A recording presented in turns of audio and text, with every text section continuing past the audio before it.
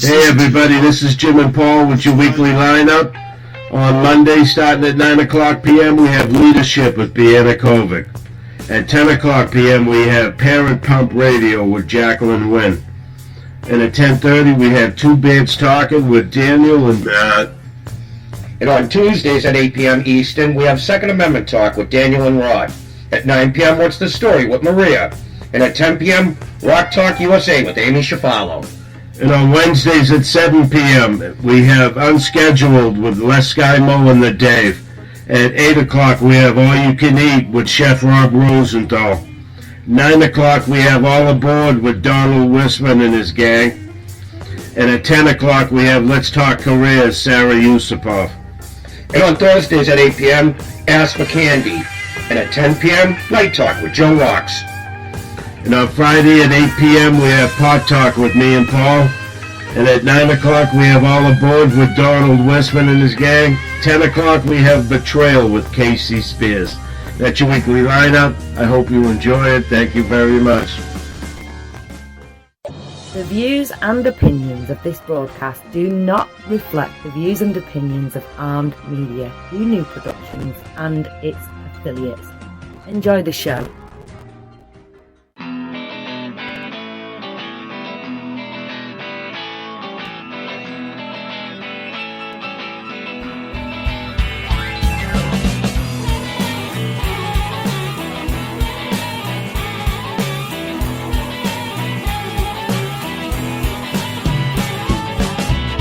Teflon Pan Man.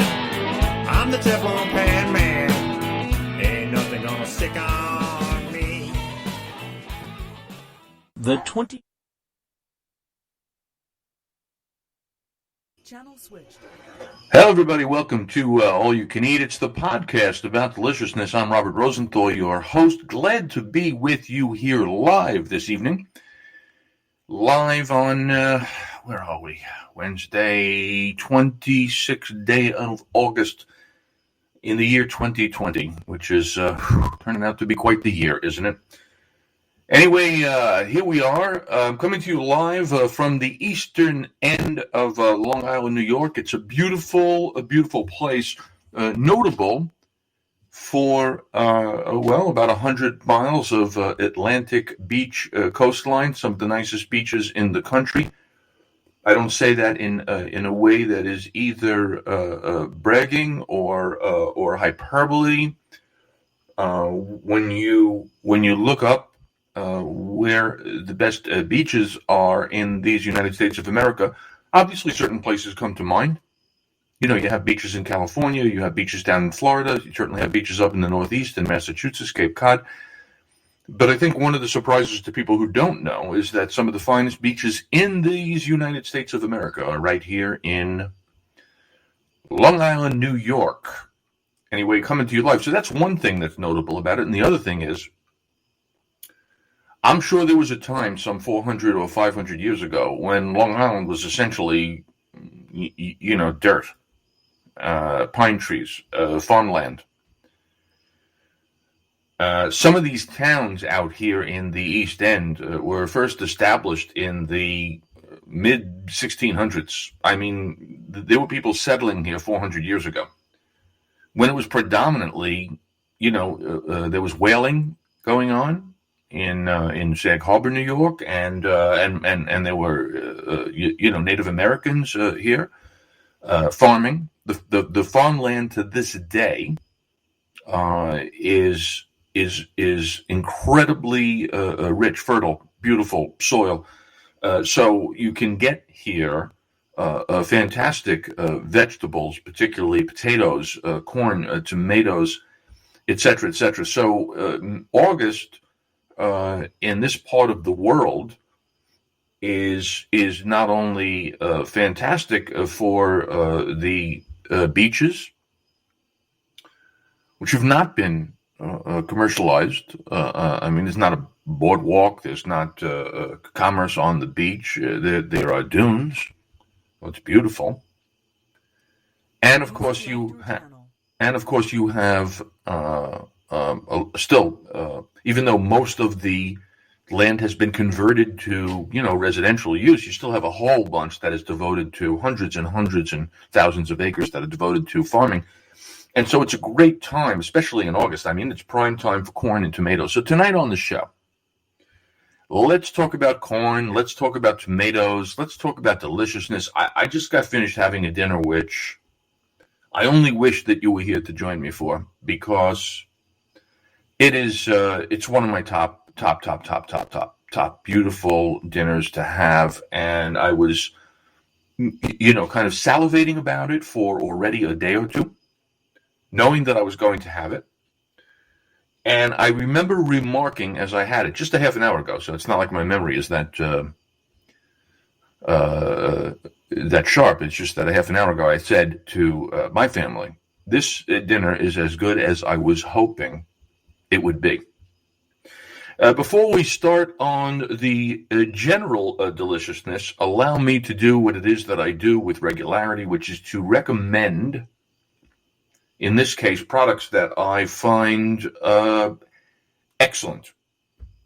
As always, in the interest of full disclosure, if somebody wanted me to tell you something, I would let you know that that's what it is that they wanted to tell me. Most everything that I do, if not everything, is predicated on my own personal taste and my sensibility and my experience. So I start off tonight to tell you about a company called Simple Mills. I like everything about the company. I like what they stand for, and most importantly, I like what it is that they produce and how they produce it. For example, they've just come out, Simple Mills, with a veggie pita cracker. And guess what the number one ingredient in the veggie pita cracker is? It's vegetables. Vegetables, as they say, vegetables and more vegetables. It's made with sweet potato, parsnip, and celery root for a perfectly dippable pita cracker. If you like pita, if you like crackers, I urge you to look up Simple Mills. Now, the thing about Simple Mills is that it's particularly relevant for the people who are gluten-free. Why? Because they make a ton of gluten-free products. And so you say to yourself, and I'm not a gluten-free person. I don't have a gluten issue. I probably would have. Well, I can tell you what it is. Okay, gluten is a group of proteins that are found in cereal grains, and these proteins are particularly vital to so many bread products. So most bread made with most flour has plenty of gluten in it, which is fine. But there are people that have an issue with gluten, and for those people, particularly, they need to know. Well, they already know, but I mean, they should know that there's a company called Simple Mills that makes a ton of extraordinarily good products without any gluten whatsoever. Now, when I say that, allow me to add that it turns out that gluten is not a crucial ingredient in certain things. Now, you may want to have a beautiful French baguette, which is not going to be the same, probably, if it doesn't have gluten, but I'm going to tell you this. I've had some pretzels recently.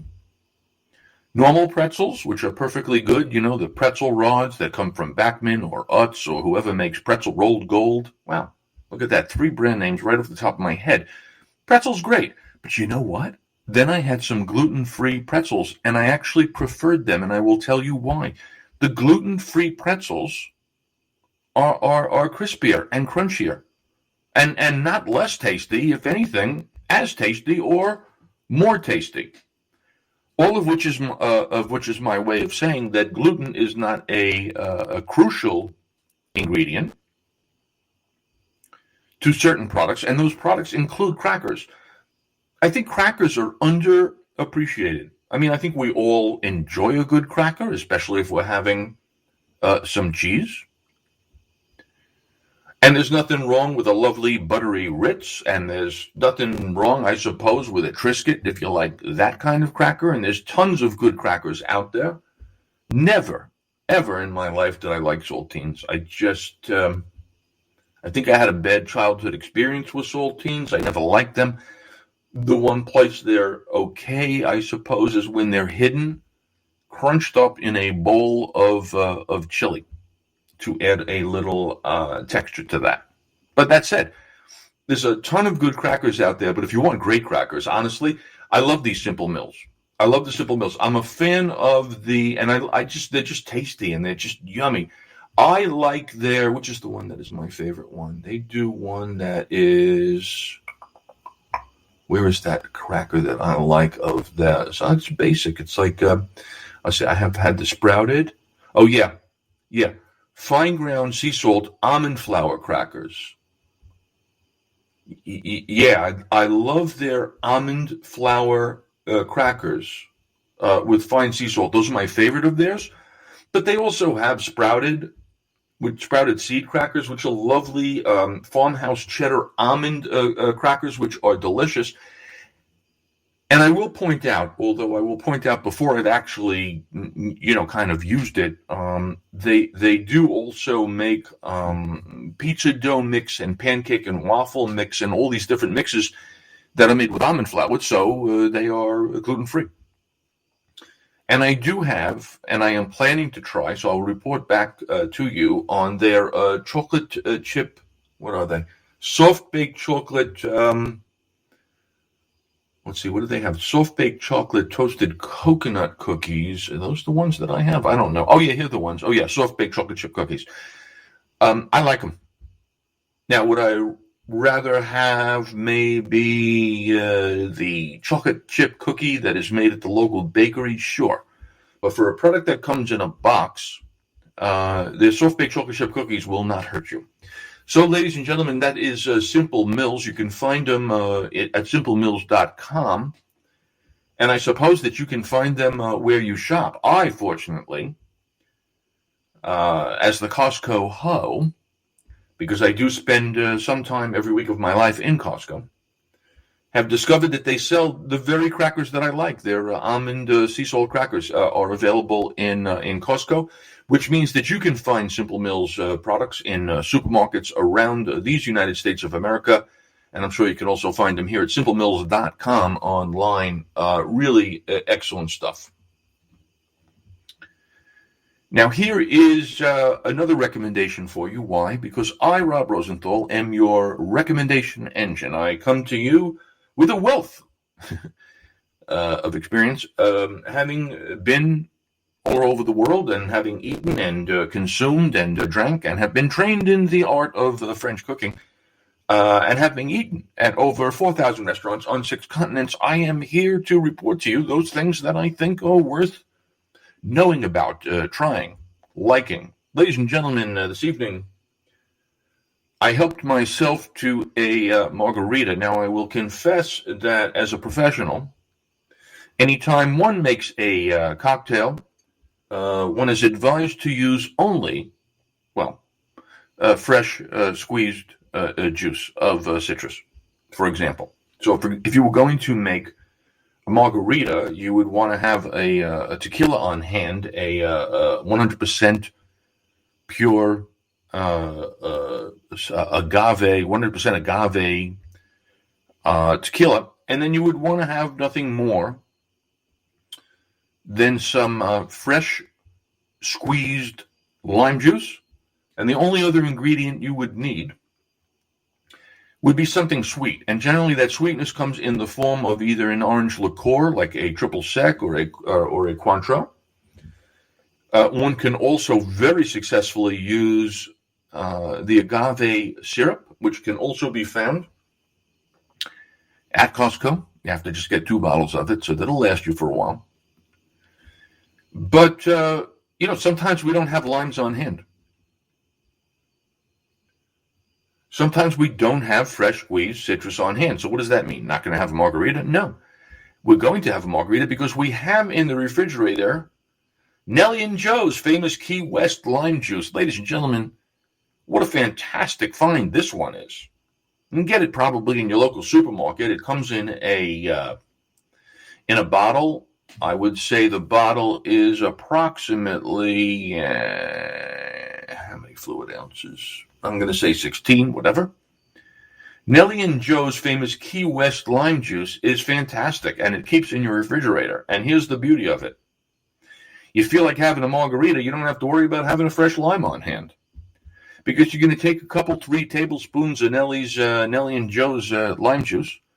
You're going to put roughly an equivalent amount of some kind of sweet element in that, whether it's your Cointreau or your triple sec or even your agave syrup. So now you have 2 of the 3 ingredients you need to make a great margarita, and the other is going to be silver tequila. Twice as much as you've put in of this stuff. And ice. And good. Nellie and Joe's Key West lime juice. Have it on hand always. Never have to worry about having fresh, squeezed limes for your margarita. And this stuff is just as good. That's the beauty of it. It's just excellent product. 16 ounces will run you $7.69. It can be delivered free because you're on Amazon Prime. $7.68 for 16 ounces. I'm telling you, that's at least 16 cocktails right there. Maybe I'm wrong. What was dinner, you ask? Big, fat, thick, bone-in pork chops. Purchased at Costco, ladies and gentlemen, where they are sold 6 to a rack. And, look, let's be honest. I suppose Costco sells great meat in general. They just do. They just the product quality at Costco is just wonderful. And one of the things they have in the area of pork is they have these big, fat. These things are fat, these pork chops, and they're on the bone. Always, if you have the choice, you go with on the bone. In my family, you go with on the bone because you can do away with the rest of the stuff and just give us the bone. We are happy gnawing on the bone. I made 3 pork chops for 3 people. My other 2 people did not care for the bone. My meal was bone. I'm bone in. Anyway, I'm sure that you can probably go online if you like. And you can find some heritage, organic, small batch, family farm, fantastic pork chops. I don't doubt that. I will also tell you that if they turn out better than the ones that I just made an hour ago, good on you. Because I had my eye on these pork chops for a couple of days, and it turns out a couple of days ago, I decided to brine them. Do they need to be brined? I don't know. No, they'd be fine without it. But when you brine the pork chops, you're essentially doing a couple of things. One is that you're adding some flavor element to the protein itself. And the other thing that you're doing is that by brining them, you are increasing the odds that when you cook them, that that the meat will remain moist, which is important in most meat, but particularly, in a pork chop, which you're not going to eat raw, but you should be eating pink. Well, I was going to make them yesterday when they had already marinated for 24 hours. Brined, I should say. But yesterday it didn't work out that way, so now I have a 48-hour brine, bone-in, big fat pork chop. I'm ready to go. How do you brine? Is the question that you're going to ask me. And the answer is as simple. You cover the protein with water, to which you add a whole bunch of salt and an equal amount of sugar. How much? I had 3 pork chops. I covered them in water. I would say I probably used 4 to 5 tablespoons of salt went in there, and then figure 4 to 5. I had some garlic laying around. I banged up some garlic and threw it in the bag and left the bag in the refrigerator for 4 days. And every time I went back to the refrigerator, I would just turn the bag over to make sure that they were equally brined.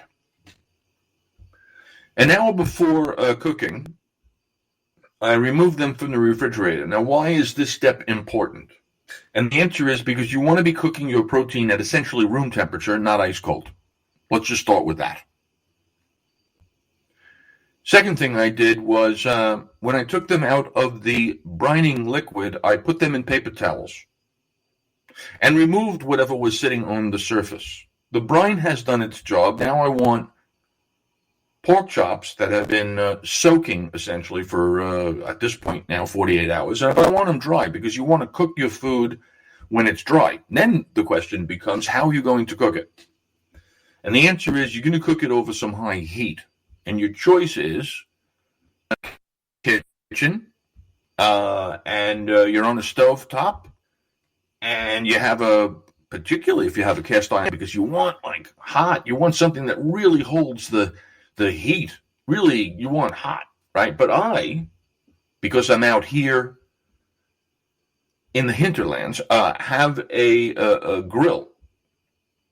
And I got some nice stuff to light up on that grill, like some natural charcoal. Oh, my goodness. So the charcoal gets super hot. The pork chops come to room temperature. And yet I still sprinkled them with some salt. And I happen to have with me here that a little bit of that red pepper stuff that the Koreans use, the gochugaru. But if all you have is salt and maybe some pepper, you're good, right? So you season the chops up. They're dry. They're room temperature. The fire is hot and ready to go. And then all you have to do is make sure that you don't completely overcook them. It helps, and they're big and fat, right? So you kind of like, you want them to cook, you don't want to overcook, you don't want to undercook. So this is the challenge of cooking, is how to manage the heat to ensure that you get it to where you want, which is you have an instant read thermometer. Because you really don't want to overcook them. Pork at this stage, when I was growing up, I don't know, there was a panic about pork. It had to be cooked. It couldn't be. No, those days of trichinosis are long over. You're not going to get ill from a pink pork. You want your pork pink. The question you're asking yourself is, what temperature is that? My feeling is that on the grill, if you hit 135 or so, you take it off, and now you're going to let it rest for longer than you think, right? I mean, if this thing has been cooking for 20, you have no problem letting this thing rest, covered with some aluminum foil for 10 minutes or so. 10 minutes, literally. And then you will have, a pork chop that just so melts in your mouth. It is, it's just breathtaking. God, is that good. You don't need anything else. I mean, sure, did I steam up some string beans? Sure. Yeah, good. And I made a little bit of a sauce called, a pizziola sauce. As if you were, I don't know, as if, it's a tomato-based sauce. Why? Because, and here's kind of the point I wanted to get to about, being, anywhere in August where you're close to kind of a farm. I mean, it's tomato time. Tomatoes particularly good here. They're good in Jersey, wherever they grow tomatoes. But I went yesterday to one of the local farm stands, and they sell the tomatoes they've gotten expensive, but they also sell some that are, imperfect, and they sell it in a box. It's a half a bushel. So I bought a half a bushel of tomatoes yesterday. Now, I don't know what a bushel qualifies as. All I know is a big old box, and when I picked it up, that box felt to me that it was about 25 pounds. And so I decided I should count the tomatoes so that when I told you that I got a half a bushel, I could put this into some type of context. I pulled out 39 tomatoes from the box, and they're not small. They're big tomatoes. I've been eating tomatoes with the family now for the last... it started by just slicing the better-looking ones on a plate with some salt, maybe a little bit of onion. Well, you got some feta cheese is fine. You got mozzarella is good. You got basil, that's lovely. So, there's plenty of tomatoes if you just want to have tomatoes. But we don't just want to have tomatoes, and I now, having eaten, a bunch of them, I'm still sitting looking at 35, tomatoes. You got to do something before they go to not so good. So the next thing we have up is the gazpacho. Gazpacho. I don't know what you think about gazpacho. I would have to say that I am not a I don't have to. I mean, I'm not a. I was 10 soups that I would rather have gazpacho. But I'll tell you what, man.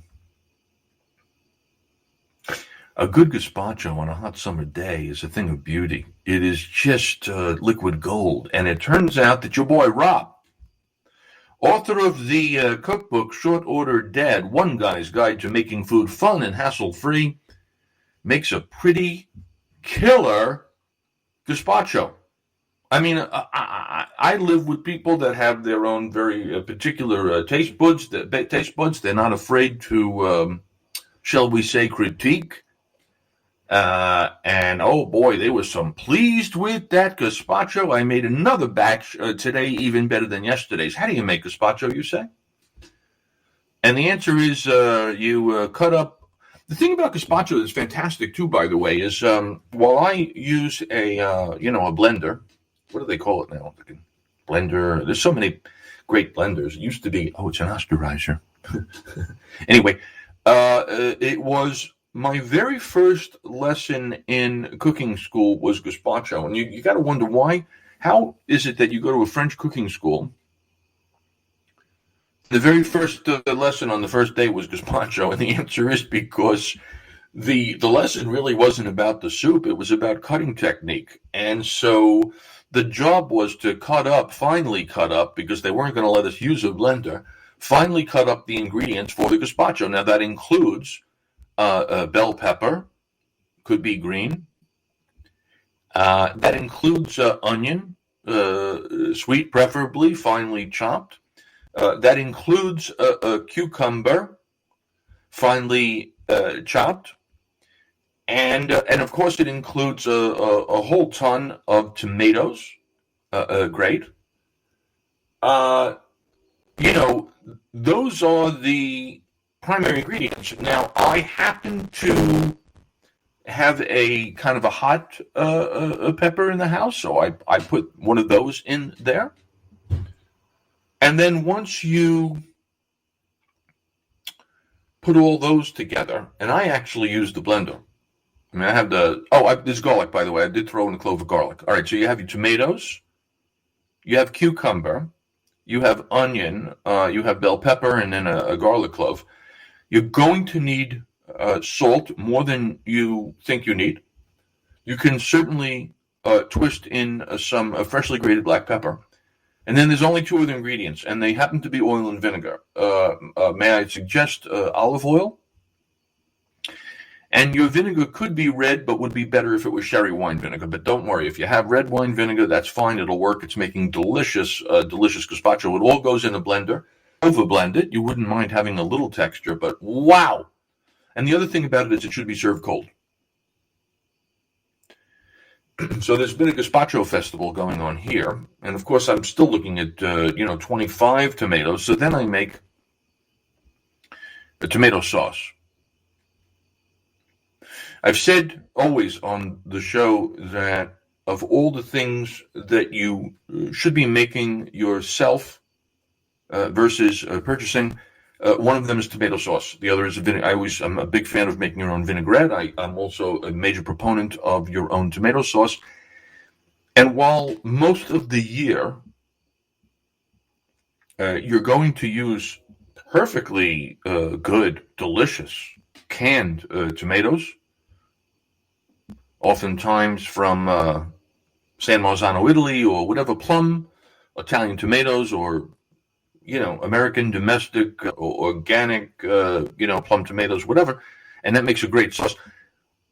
wow, when you make a sauce with fresh tomatoes, of which you have 39 of them, it's so good that your wife says to you, did you add sugar? And the answer is no, never. I would never add sugar, ever. Sorry, just not going to do it. I don't think. But I didn't. And the point is that I sauteed lightly.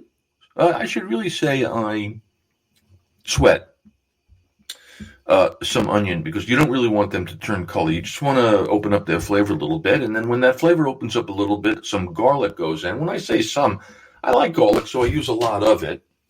5-6 cloves of thinly sliced garlic. And when that starts to smell fragrant, that's a minute or two later, all of those chopped tomatoes go in, and I cook them down for 20, 30, 40 minutes so they're nicely bubbling and delicious. If I have in my house some tomato paste, that will go in, because it will both thicken and intensify the flavor. And then you're just really going to need some salt. If you happen to have the great Vignalta seasoned salt, that'll be great. But just some salt, some pepper, oregano, a little twist of oregano will not hurt you. And that cooks down for 30, 40 minutes, and it's a glorious tomato sauce.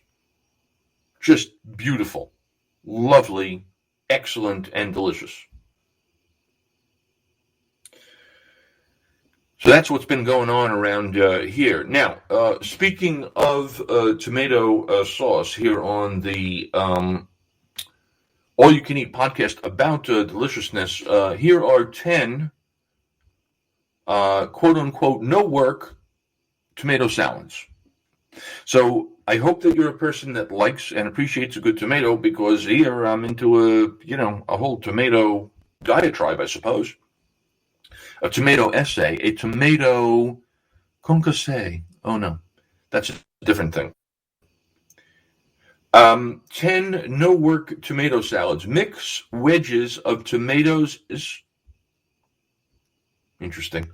Add slivers of red onion, a few red pepper flakes, and some cilantro. Dress with olive oil and lime or lemon juice. Incredible. Hang on one second. Who says incredible?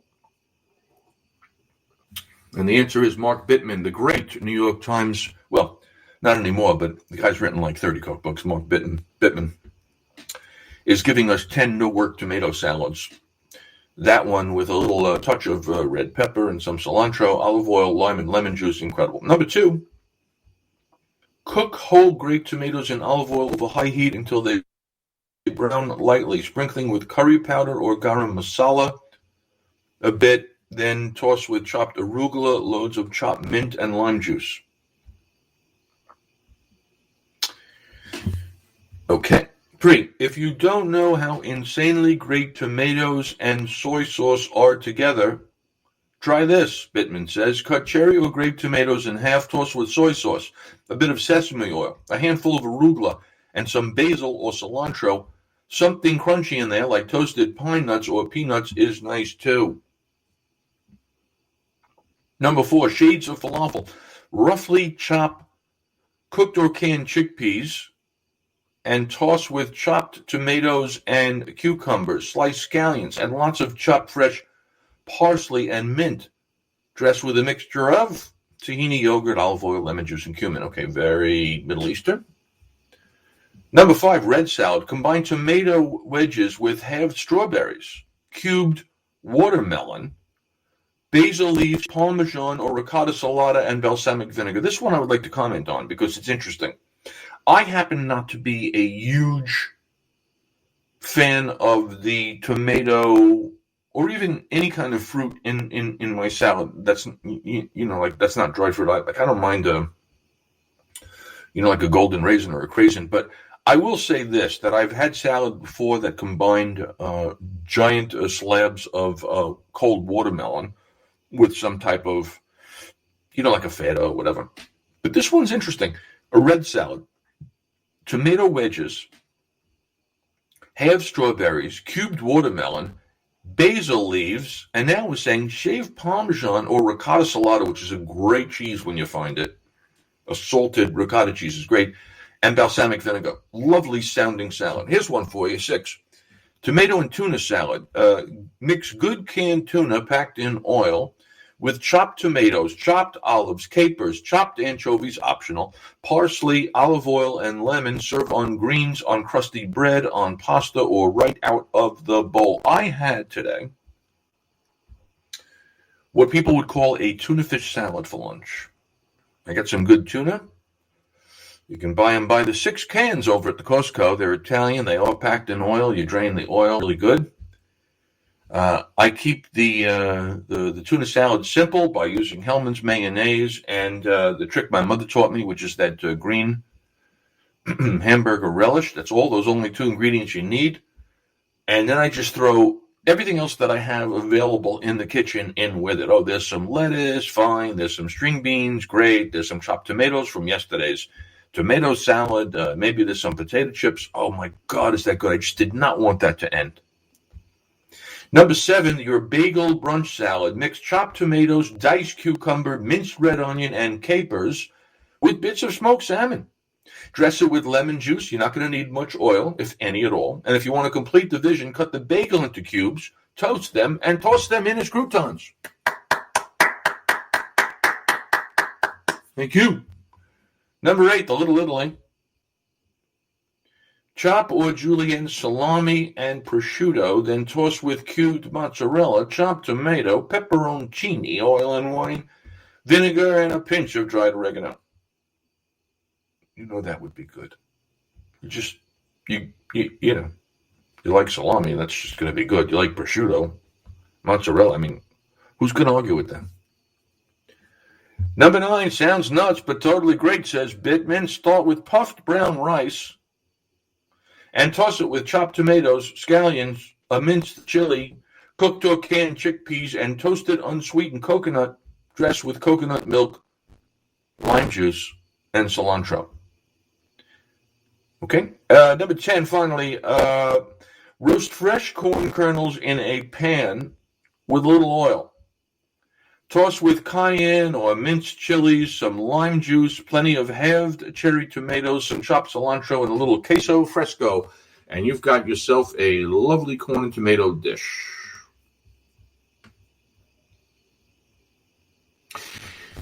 My friend Glenn texted me the other night, and he said, I just went and got some corn, which is, of course, the other thing that you want this time of year. Get yourself some fresh corn. He said, how would you prepare it? And I said, well, that's the thing. I mean, excuse me, there's a lot of ways that you can make corn. The old way was to, take it out of the husk and take off the silk and stick it in some boiling water for a couple minutes. That's good. You could take off the husk and the silk. You can put it in some saran and throw it in a microwave for 2 or 3 minutes where it steams. That's okay. Leave it in the husk, throw it in the microwave. That's okay. Also, cooking it whole, throw it on the grill. In the husk. On top of the grill, in the coals, I don't care. Take it out of the husk, paint it with some olive oil, put it on the grill until it gets brown and toasty. Cut the kernels off the cob and put them in a saute pan with some olive oil or butter and toast them up for a couple minutes. And do what Bittman says. Throw in some other things. I mean, they're good like that, but, throw in tomatoes, whatever. And when corn is good this time of year, do not be afraid to take it out of the husk and take a big old bite of it because it's sweet as sugar. Just fantastic. And that stuff is good, too. One of the things we did today is I picked up some corn, made another batch of gazpacho, and then topped the gazpacho with some corn kernels and some fresh avocado as a garnish. Holy wow. Kidding me?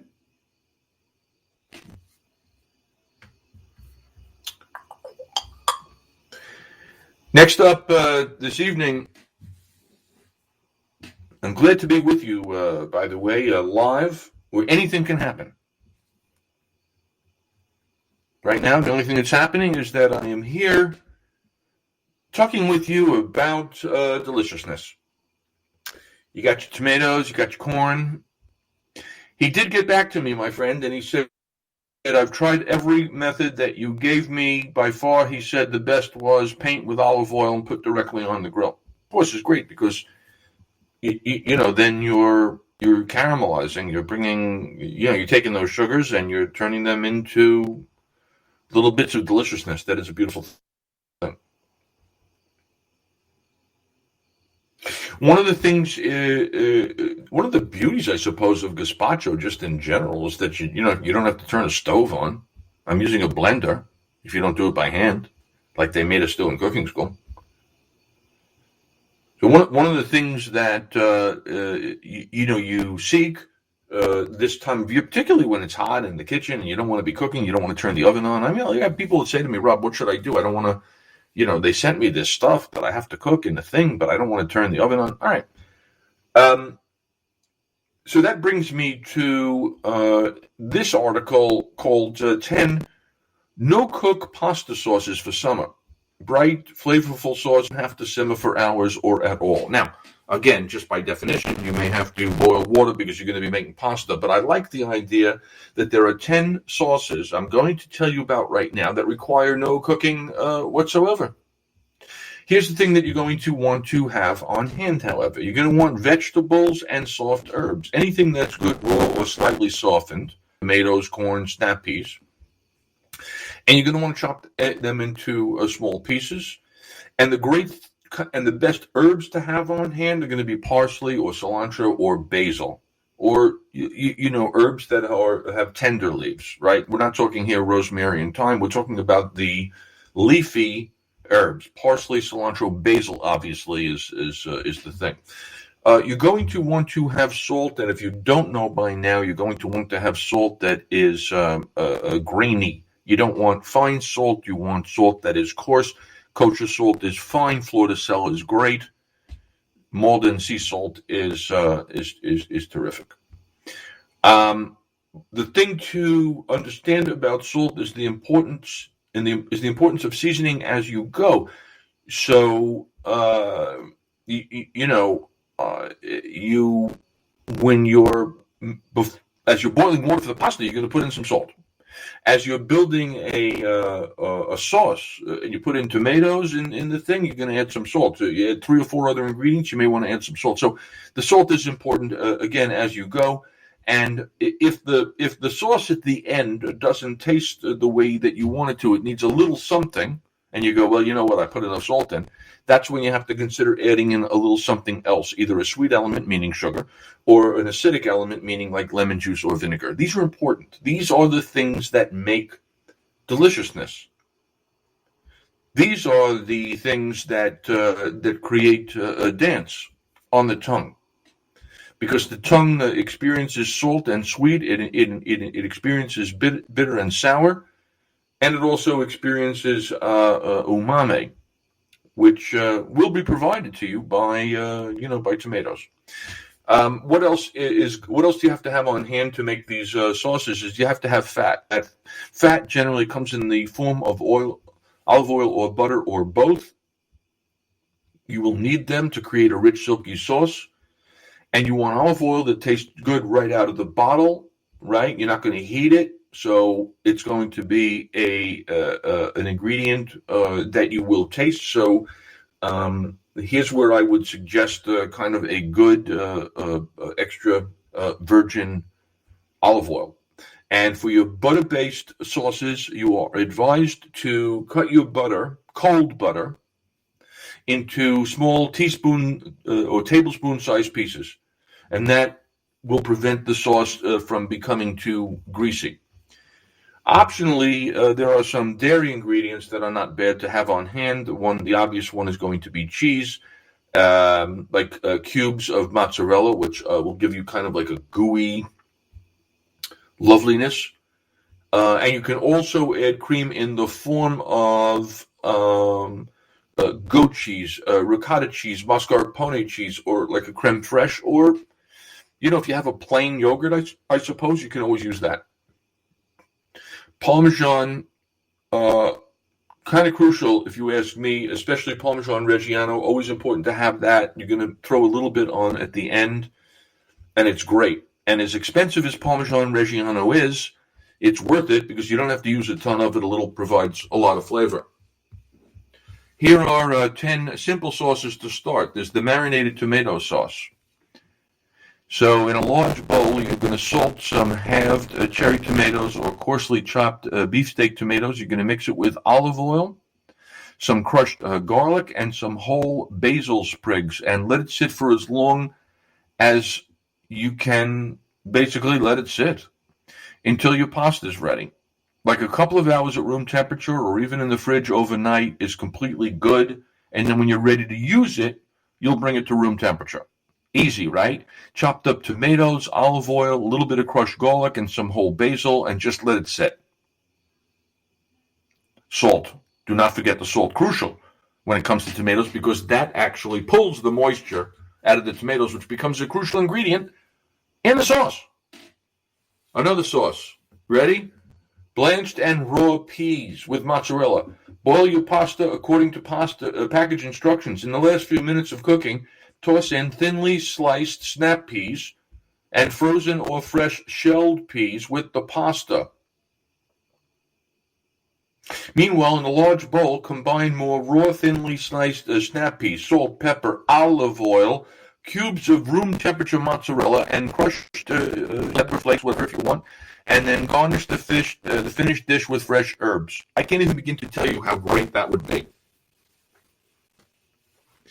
Here's one for you. Corn and smoked paprika butter. So this is for those who like the taste of a little smokiness, which you're getting in your smoked paprika, otherwise known, and either chives, add lemon or lime juice to taste. You know this is going to be a tasty dish of pasta, that one.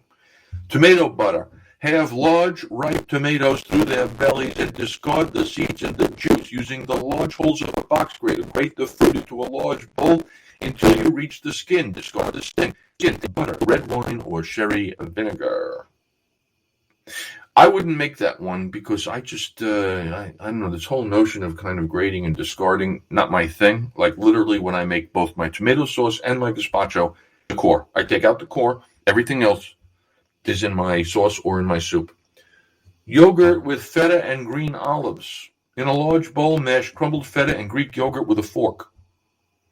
Season with salt and pepper. If it's too thick, add olive oil to thin and toss in half-pitted green olives, such as Castelvetrano, Picciolin, or Cerignola, and then fresh dill or mint. Okay, goat cheese and zucchini. Grate zucchini on the large holes of a box grater. Work. Transfer to a colander, add salt, let the juices drain while the pasta cooks. In a large bowl, stir together the zucchini and the goat cheese. Sprinkle with za'atar, if desired, etc., etc. Okay. Spicy pesto, make pesto, but swap the basil for arugula, salami, and black pepper. Combine thin slices of salami or another cured meat in olive oil, lemon zest, grated garlic, and lots of black pepper. Finely grated pecorino or parmesan and lemon juice, and toss with the pasta as directed below. Interesting. And then finally, one more sauce, the 10th, I guess, is crushed walnut and anchovy. Use a food processor or a mortar and pestle to crush toasted walnuts, garlic, and anchovy fillets into pieces no bigger than a green lentil. Combine with olive oil or butter. Finely grated parmesan and lemon zest. Add lemon juice to taste. And all of these basically, all 10 of these things require the same assembly. Bring a big pot of well-salted water to a boil over high heat. Cook the pasta according to package instructions. Meanwhile, combine the sauce ingredients in a big bowl. When the pasta is nearly al dente, figure it'll be a minute before the package directions tell you. Reserve 2 cups of pasta water. Reserve 2 cups of that pasta water. That's important because it's starchy and it's going to help you build the sauce. And then drain the pasta. Vigorously stir a little of the pasta water into the sauce, any one of those 10 sauces, a little bit at a time, until the sauce comes together. You won't need all the water. You'll need some of it. 3, finally, add the pasta to the bowl and stir vigorously, adding the pasta water as needed until the sauce coats the noodles. Add a few tablespoons of cold butter and stir until melted. So that's 10 different sauces that don't require any cooking, other than that you're going to cook the pasta. And if you like pasta, that's some good ideas right there. Speaking of good ideas, there's one final thing on this same theme, which is how to make one-pot pasta with practically any pasta. One-pot pasta means that you're only going to use one pan to both cook the pasta and make the sauce, which saves you time both in the cooking and in the cleaning. And the method is like this. You're going to get yourself a 12-inch skillet that has high sides. You're going to melt butter and olive oil over a medium heat. You can add any ingredients that need to be cooked through, like or hearty vegetables or sausage or bacon, right? So you're starting with the fat and the stuff that needs to be cooked, whether it's going to be bacon or whether it's going to be cauliflower or broccoli. Once they're softened, you're going to add 12 ounces of pasta. Now make sure it'll cook in 10 minutes or less, because anything with a longer cooking time will be unevenly cooked. So you need any kind of pasta that's good in 10 minutes or less, and that's most spaghetti, linguine, angel hair, all that kind of stuff. And so now the pasta goes into the butter, oil, veg, mix with 5 cups of water and 2 teaspoons of salt. And if the noodles don't fit, lie flat in that skillet, you break them in half. Everything's got to fit. Turn the heat to high and cook, stirring and tossing the pasta constantly until it's al dente, which is going to be 8 to 10 minutes. And if it looks dry, you add a little bit of water. And you season to taste. Maybe you're going to need a little salt and pepper. And you remove it from the heat. Maybe you want to grate in a little Parmesan cheese. And you're good. One pot, everything done. You got to like the concept.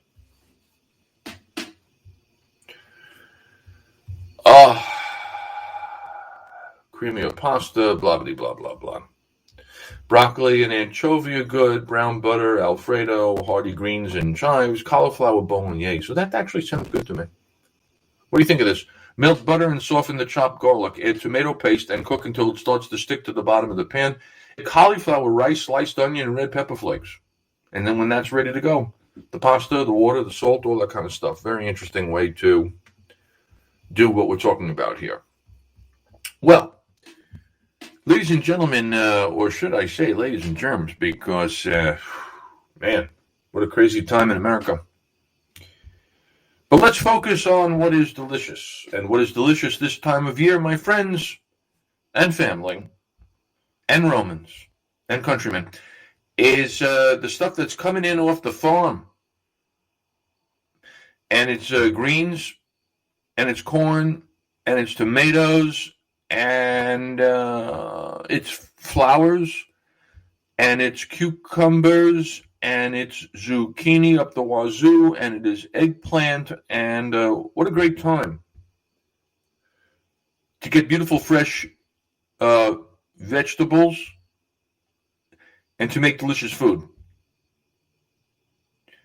You got your simple meals when you're going out to pick yourself up some crackers. Reminds me that I also picked up at the last Costco shop some aged Gouda. Woo! I'll tell you what, the stronger the cheese, the less of it you really actually need. That aged Gouda is fantastic with some of these almond flour crackers, sea salt, hello, from Simple Mills. Good. You got your key lime juice, which is great to have on hand if you're in the market for a margarita. And this, my friends, was the 88th episode of what we call All You Can Eat, the podcast about deliciousness. I'm Rob Rosenthal. I come to you Wednesday nights live, generally speaking, at right around 8 to 8:03 p.m. And then by tomorrow morning, the powers that be have mounted this very program in perpetuity on the 2 largest podcast networks in the world, one being iHeartRadio, the other being Spotify. So you can always go to those platforms, as they call them, to discover All You Can Eat and listen in. Excited to be with you here next week for episode 89, where I have a conversation with young Joey Campanaro, the chef in New York City of the Little Owl Restaurant and author of a forthcoming cookbook. I love talking to Joey about food, so that'll be next week. And I will find you folks next week, same bat time, same bat channel, right here on radio with my boys up in the Boston, New Hampshire ADI, producing the show over on Arm Radio. Thank you. Always good, Jimmy. Nice to have you there at the helm. And if you feel like buying just the most fantastic cookbook, well, okay. I mean, I wrote it, so I'm just kidding, but you could read the reviews. It's called All You Can Eat. Oh, no, that's the name of the podcast. It's called Short Order Dad, One Guy's Guide to Making Food Fun and Hassle-Free. You can get it on Amazon. They'll send it right to your home, where you'll find 100 delectable, delicious recipes. Until next week, my friends, let me remind you that life is short, so never waste a meal. The 22-year-old virgin is in the house. I'm the Teflon Pan Man.